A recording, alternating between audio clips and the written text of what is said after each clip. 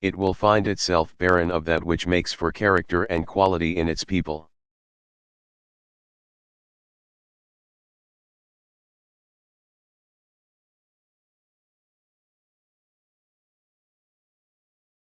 The meeting of May 18 was held before the draft bill had actually gone into effect.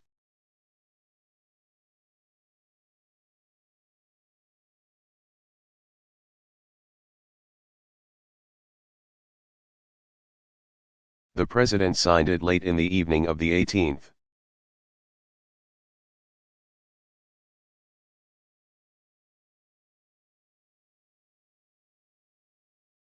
Whatever was said at the meeting, even if I had counseled young men not to register,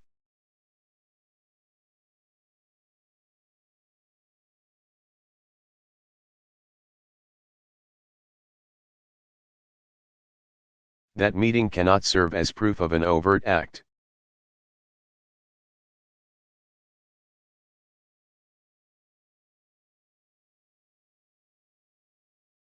Why, then, has the prosecuting attorney dwelt so much, at such length, and with such pains on that meeting?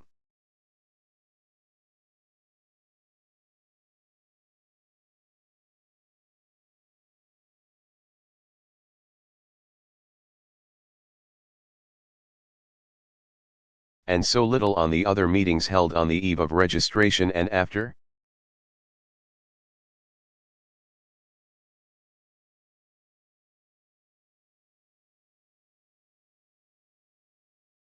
Is it not because the district attorney knew that we had no stenographic notes of that meeting?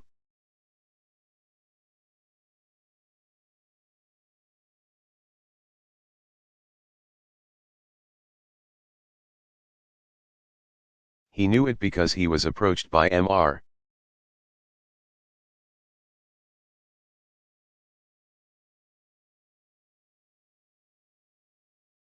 Weinberger and other friends for a copy of the transcript, which request he refused.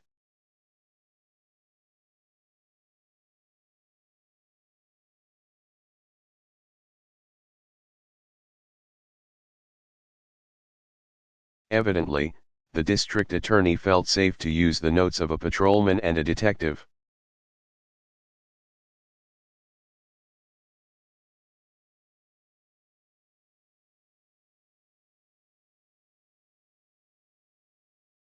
Knowing that they would swear to anything.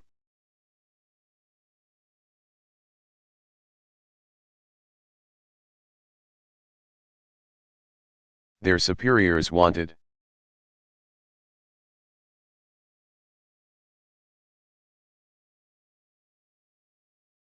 I never like to accuse anyone. I wouldn't go so far as my co-defendant, Mr.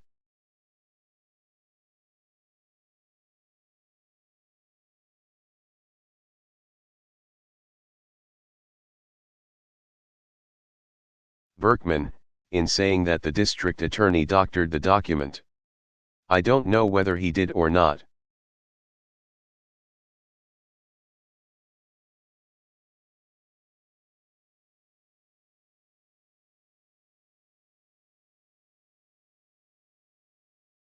But I do know that Patrolman Randolph and Detective Cadell doctored the notes.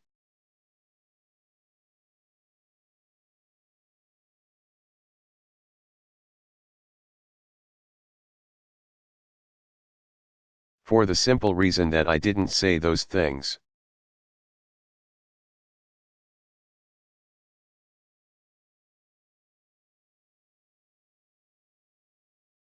But though we could not produce our own stenographic notes, we have been able to prove by men and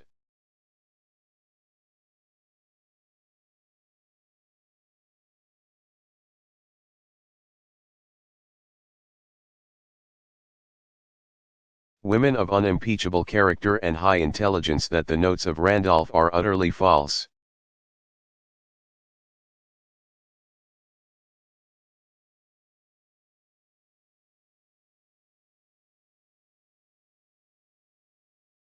We have also proven beyond a reasonable doubt, and Mr.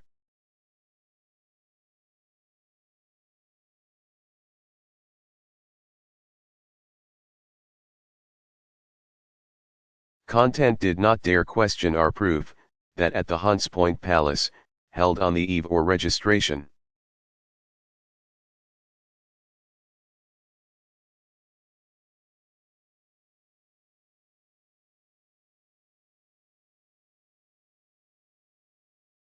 I expressly stated that I cannot and will not tell people not to register.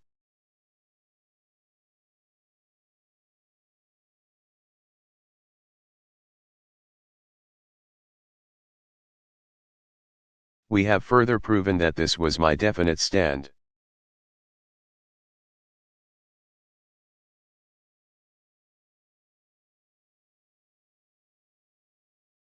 Which was explained in my statement sent from Springfield and read at the meeting of May 23.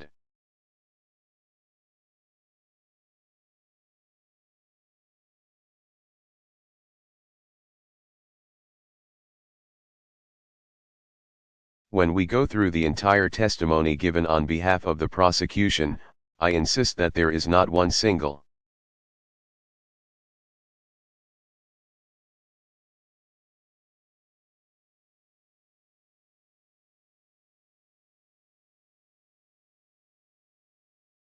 point to sustain the indictment for conspiracy or to prove the overt acts we are supposed to have committed.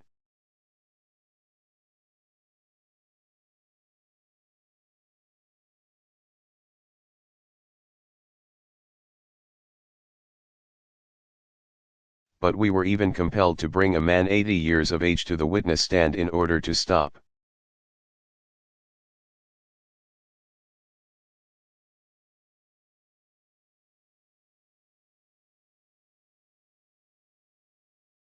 If possible, and intention to drag in the question of German money.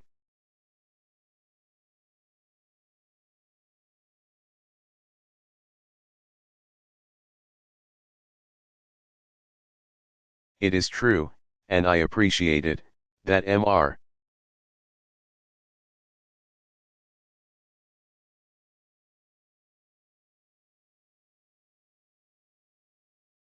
Content said he had no knowledge of it.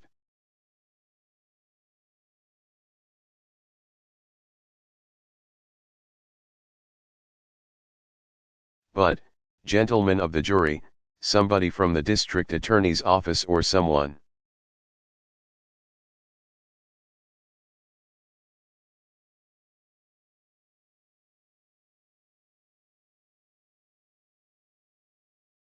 From the marshal's office must have given out the statement that a bank receipt for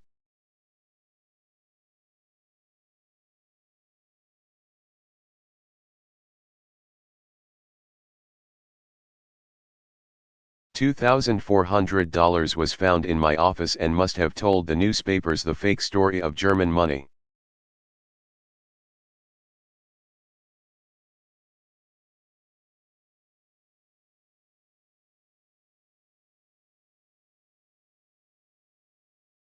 As if we would ever touch German money, or Russian money.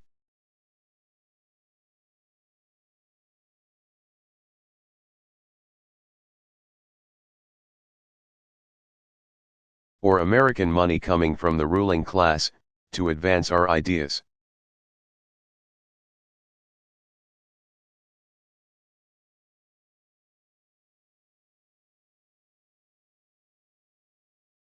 But in order to forestall any suspicion, any insinuation, in order to stand clear before you,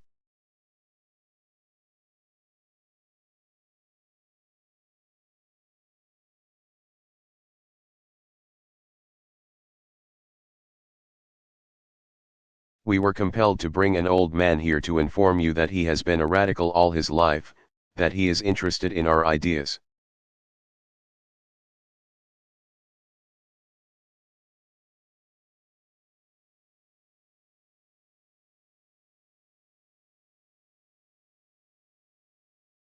And that he is the man who contributed the money for radical purposes and for the work of Miss Goldman.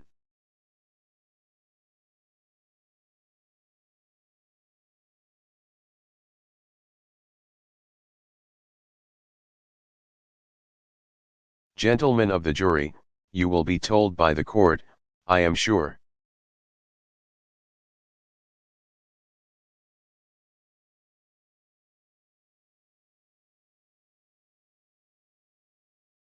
That when you render a verdict you must be convinced beyond a reasonable doubt. That you must not assume that we are guilty.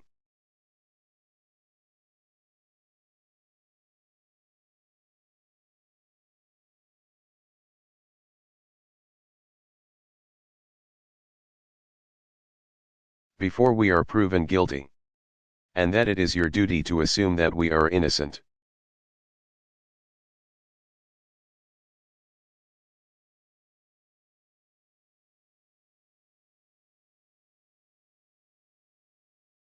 And yet, as a matter of fact, the burden of proof has been laid upon us. We had to bring witnesses.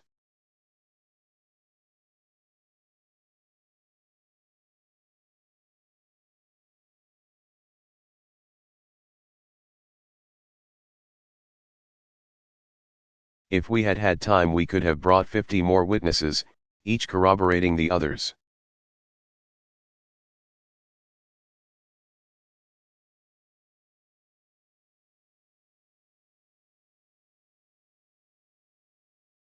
Some of those people have no relation with us.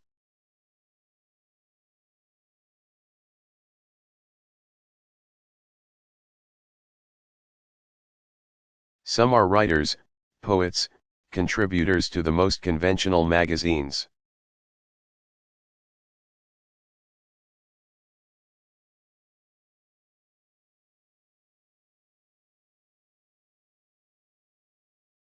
Is it likely that they would swear to something in our favor if it were not the truth?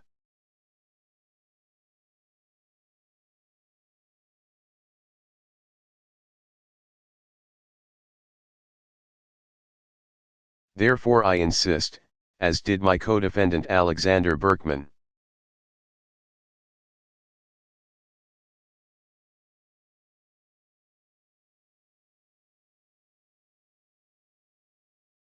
That the prosecution has made a very poor showing in proving the conspiracy or any overt act.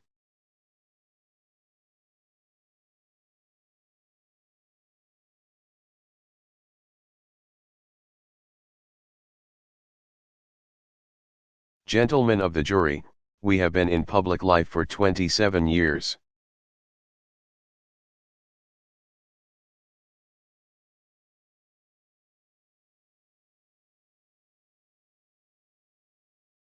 We have been hailed into court, in and out of season we have never denied our position.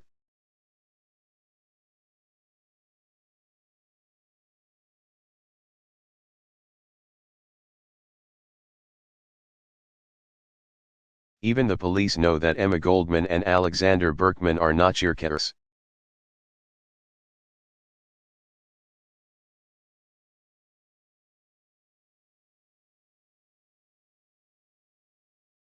You have had occasion during this trial to convince yourselves that we do not deny.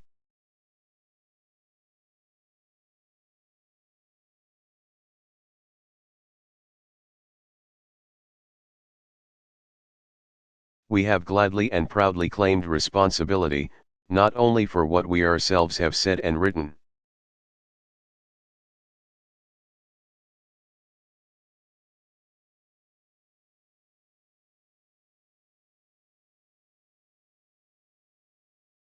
But even for things written by others and with which we did not agree.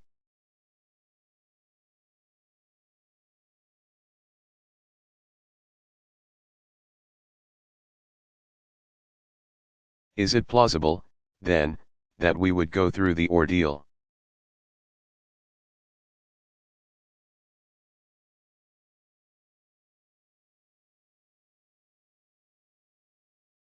Trouble and expense of a lengthy trial to escape responsibility in this instance?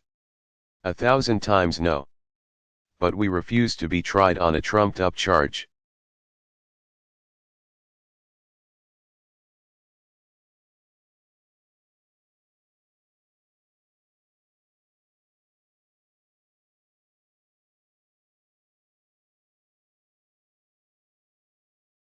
Or to be convicted by perjured testimony.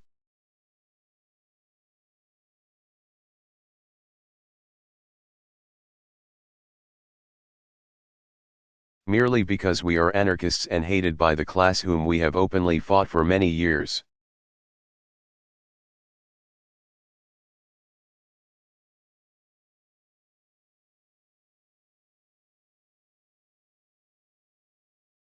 Gentlemen, during our examination of talesmen, when we asked whether you would be prejudiced.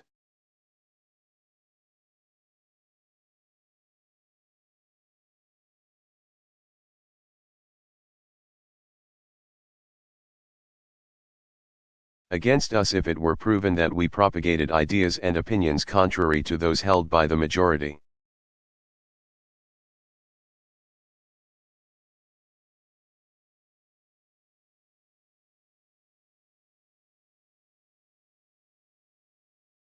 You were instructed by the court to say, if they are within the law.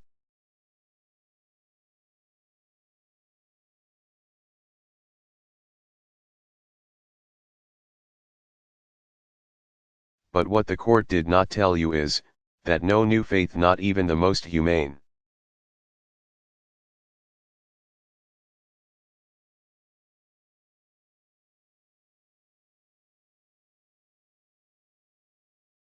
and peaceable has ever been considered within the law by those who were in power.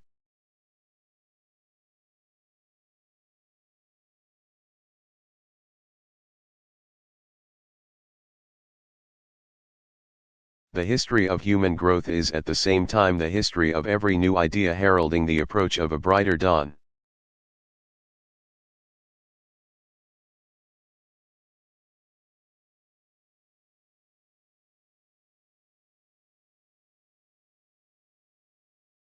And the brighter dawn has always been considered illegal, outside of the law.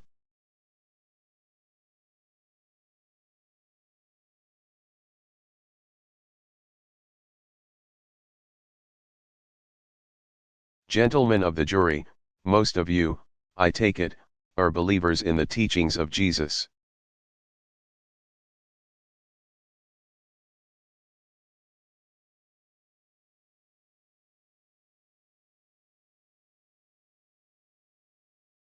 Bear in mind that he was put to death by those who considered his views as being against the law.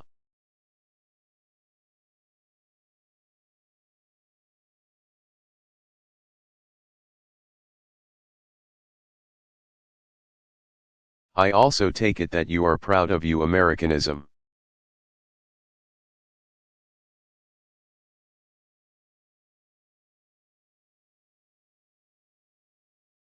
Remember that those who fought and bled for your liberties were in their time considered as being against the law.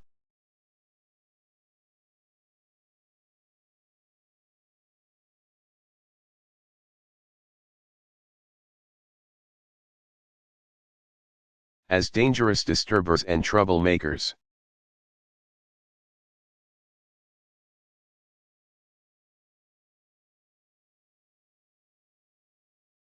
They not only preached violence, but they carried out their ideas by throwing tea into the Boston harbor.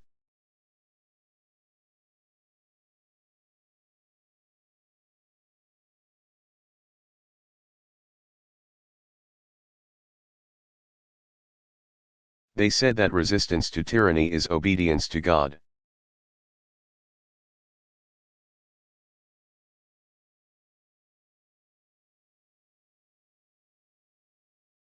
They wrote a dangerous document called the Declaration of Independence.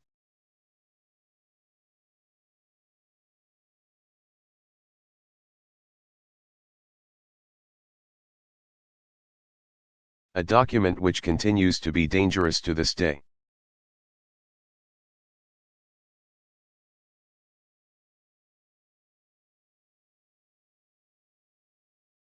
And for the circulation of which a young man was sentenced to 90 days prison in a New York court, only the other day.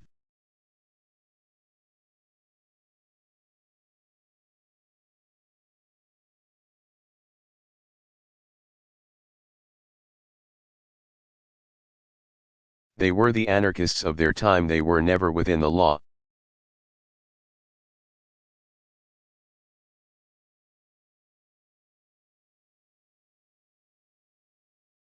Your government is allied with the French Republic.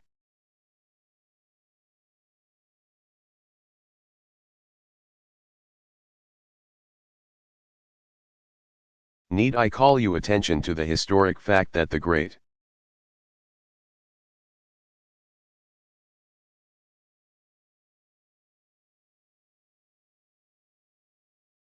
Upheaval in France was brought about by extra-legal means.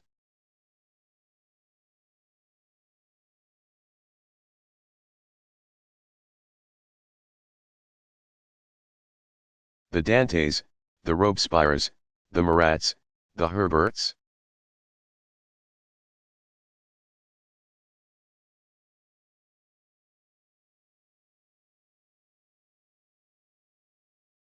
Even the man who is responsible for the most stirring revolutionary music, the Marseillaise, which unfortunately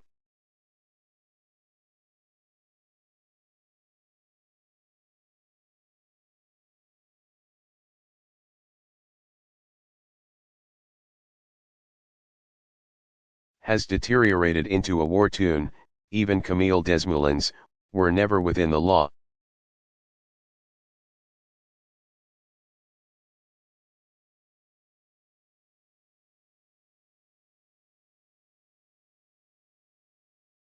But for those great pioneers and rebels, France would have continued under the yoke of the idle Louis XVI.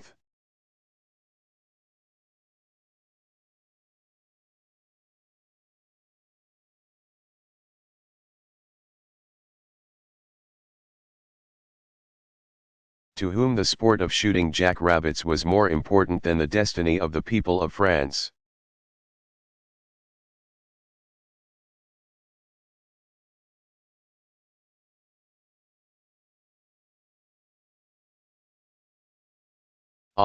Gentlemen, on the very day when we were being tried for conspiracy and overt acts.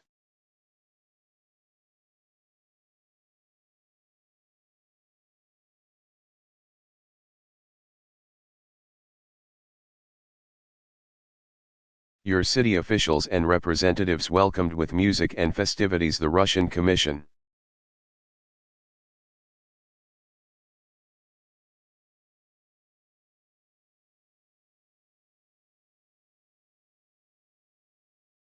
Are you aware of the fact that nearly all of the members of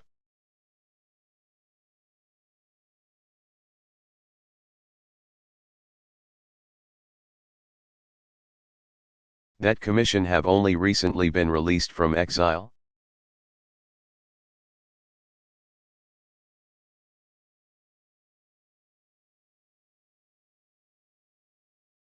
The ideas they propagated were never within the law.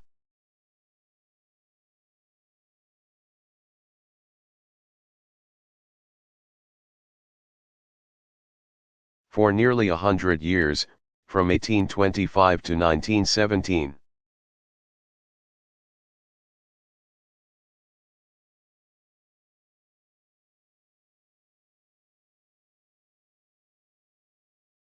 The tree of liberty in Russia was watered by the blood of her martyrs.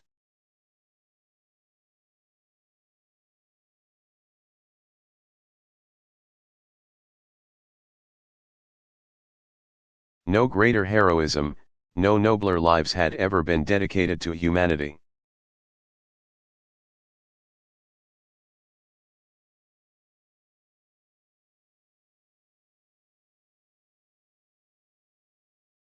Not one of them worked within the law.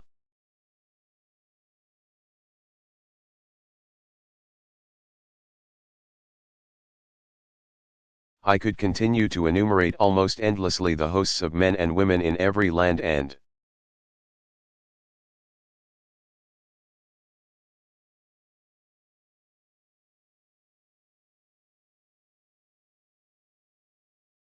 in every period whose ideas and ideals redeemed the world because they were not within the law.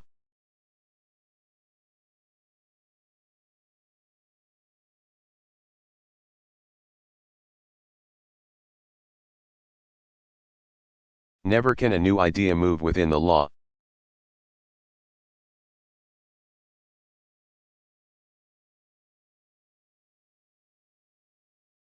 It matters not whether that idea pertains to political and social changes or to any other domain of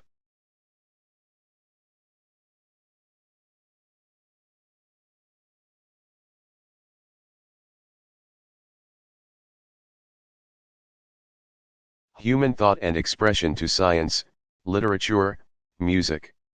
In fact,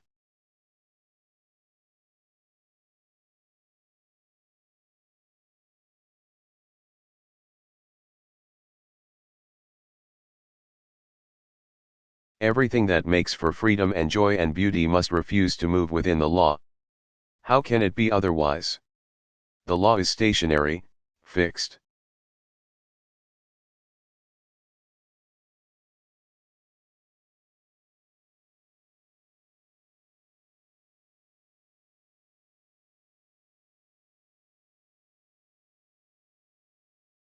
Mechanical, a chariot wheel which grinds all alike without regard to time, place and condition.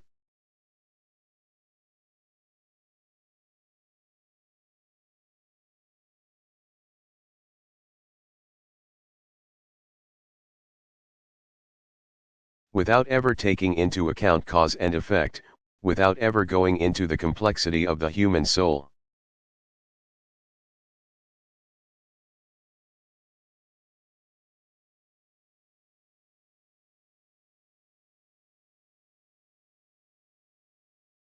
Progress knows nothing of fixity.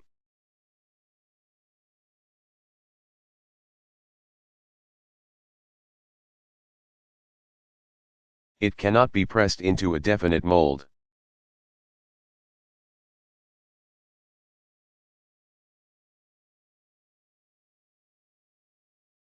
It cannot bow to the dictum, I have ruled, I am the regulating finger of God.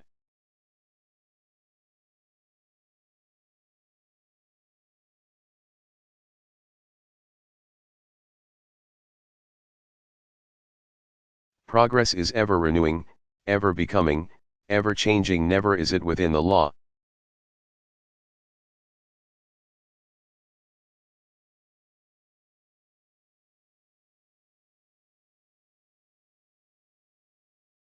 If that be crime, we are criminals even like Jesus, Socrates, Galileo, Bruno, John Brown, and scores of others.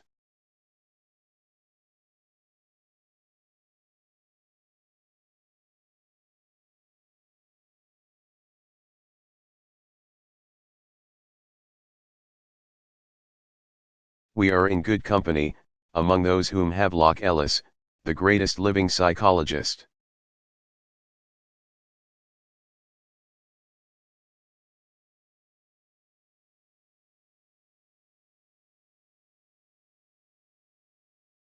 describes as the political criminals recognized by the whole civilized world, except America.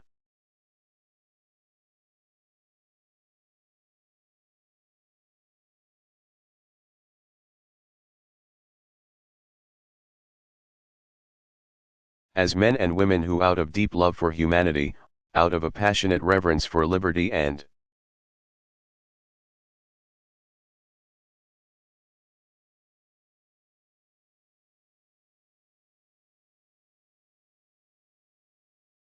an all-absorbing devotion to an ideal are ready to pay for their faith even with their blood.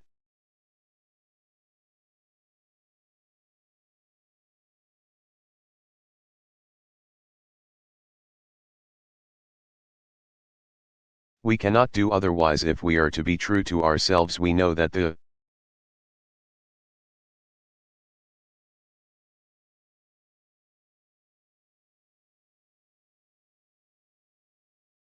political criminal is the precursor of human progress. The political criminal of today must needs be the hero.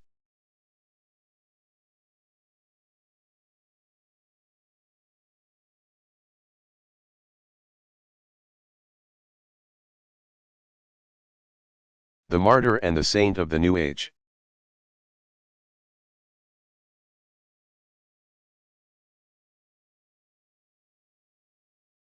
But, says the prosecuting attorney, the press, and the unthinking rabble,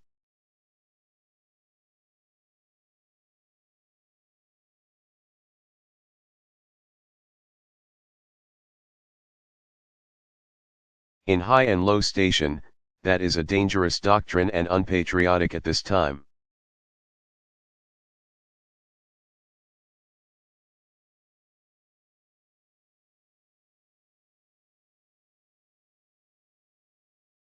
No doubt it is. But are we to be held responsible for something which is as unchangeable?